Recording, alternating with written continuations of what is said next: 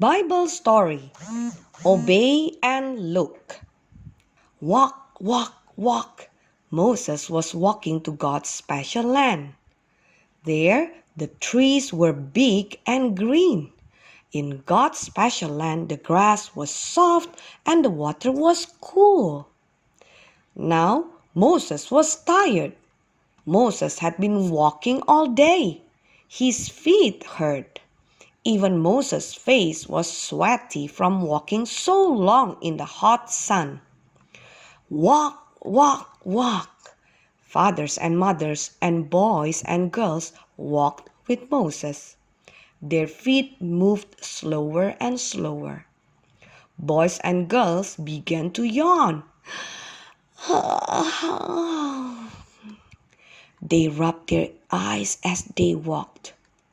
Ba, ba. Woolly sheep followed Moses too.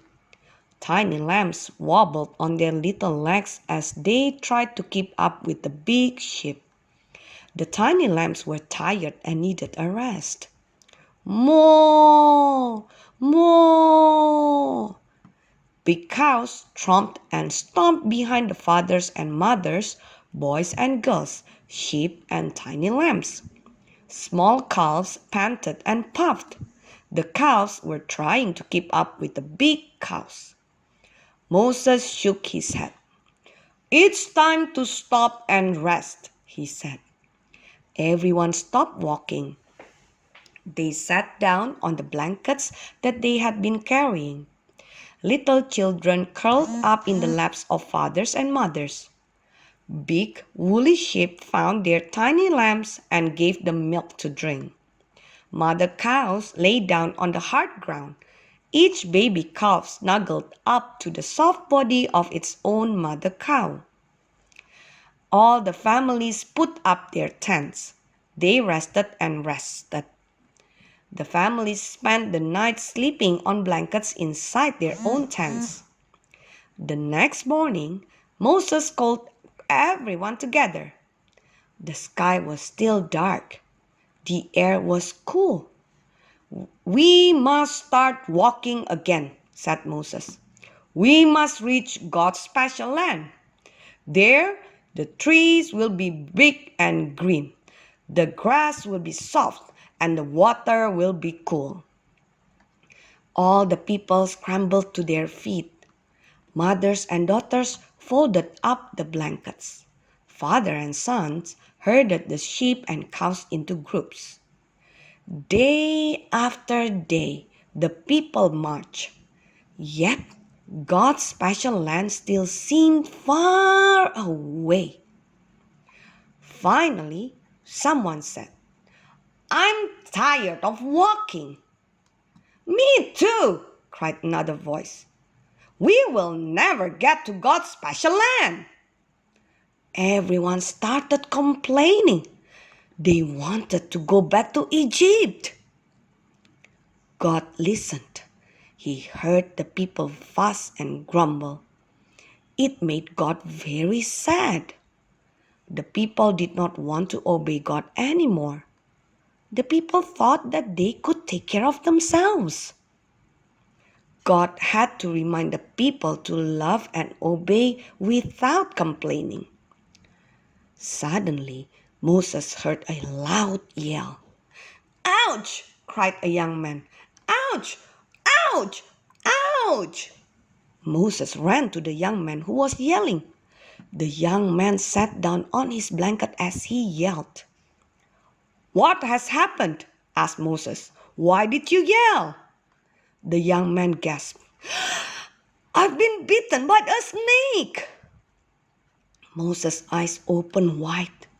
A snake had bitten the young man. Why? The young man would become very sick. He could even die. Quickly, Moses knelt down by the young man. As Moses knelt, he heard another sound. "Oh! Ah! Oh!" cried a little girl as she ran to her mother. "Snake bite! Snake bite!" Mother picked up the little girl and hurried to Moses. "Help my little girl!" cried the mother anxiously. "Please help her!" As Moses reached out to take the little girl, an elderly man grabbed his arm. "Mr. Moses," said the elderly man with tears in his eyes, many people are getting snake bites. Fathers, mothers, boys, and girls are very sick." As the elderly man talked to Moses, more people crowded around. No one smiled. Everyone was sad.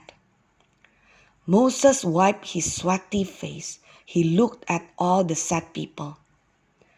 "This happy long walk suddenly has become very frightening," thought Moses. "Please, Mr. Moses," said a dark-haired man, "pray to God. Ask God to take away the snakes." Moses walked away from all the people. "I will talk to God," Moses whispered as he sat down on a big rock. "God will hear me." "Please, God," said Moses, "take away the snakes." God listened to Moses. God heard every word Moses said. The people were sorry for complaining. Then God answered. God told Moses to do something very unusual. "Moses," commanded God, "I want you to make a snake. I want you to make it out of brass, an orange metal. Put the brass snake on a long stick. Put the stick in the ground so that it stands straight and tall." Moses nodded his head. He was listening very carefully. "When someone is bitten by a snake, he must look up at the brass snake. He must obey and look. Anyone who obeys and looks will be made well." Quickly, Moses began to make the brass snake. He made the brass snake just like God had told him to make it. Bang, bang, bang! Moses made a snake of heavy brass. Then Moses looked and looked until he found a long stick. Many people watched Moses. They watched Moses work faster and faster. Push, pull, push. Moses finally put the brass snake onto the long stick. Swish, thumped. Moses shoved one end of the stick deep into the ground. Now the brass snake was high up in the air. The people shook their heads. "What are you doing?" they asked. Moses dusted off his hands as he told them all that God had said. "When someone is bitten by a snake," Moses continued, "he must look up at the brass snake. When he obeys and looks, that person will not be sick anymore." A young woman who had been bitten by a snake was lying on the ground. She listened to Moses as he spoke. The young woman lifted her head slowly. "I must obey God," the young woman whispered. "I must look at the brass snake." Slowly, the young woman lifted her head. The young woman lifted her head until she could see the brass snake on the stick. Suddenly, the young woman sat up. Then she jumped to her feet. "I am not sick anymore," the young woman cried. Other sick people lifted their heads. They wanted to obey God too. They wanted to look at the brass snake on the stick and be well. One by one, fathers and mothers began to sit up.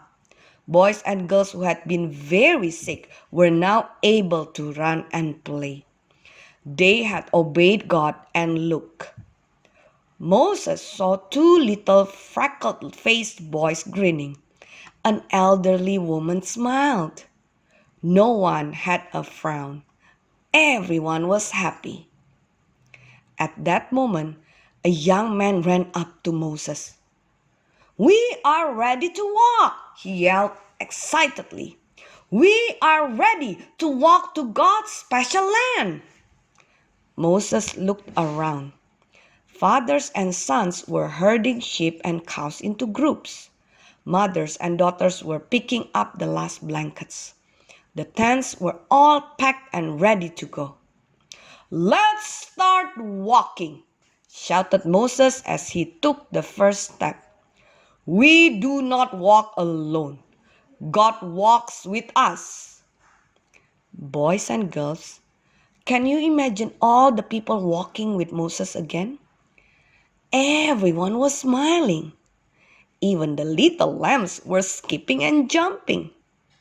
The snake bites were all well. God took away the hurting pain and sickness of those bites. I know that you are glad that God healed the snake bites. Snake bites are very, very painful. Yet, a snake bite isn't as bad as sin. Sometimes we have bad thoughts or we grumble and complain. We say mean things. We do things to hurt others. These things are sins. In John 3, verse 14 until 16, God tells us something very special. Jesus, God's Son, was put on a very big stick called a cross. Jesus hung on that cross and felt the pain of all our sin. Then Jesus died. Jesus died to take away our sin. We can look to Jesus like Moses and the people looked to the brass snake on the stick. We look with our hearts. How? We ask God to forgive us of all the bad things we have done. Then we trust God to do what He said He would do. Take away our sin. Jesus died on the cross. Why? Because Jesus loves us very much.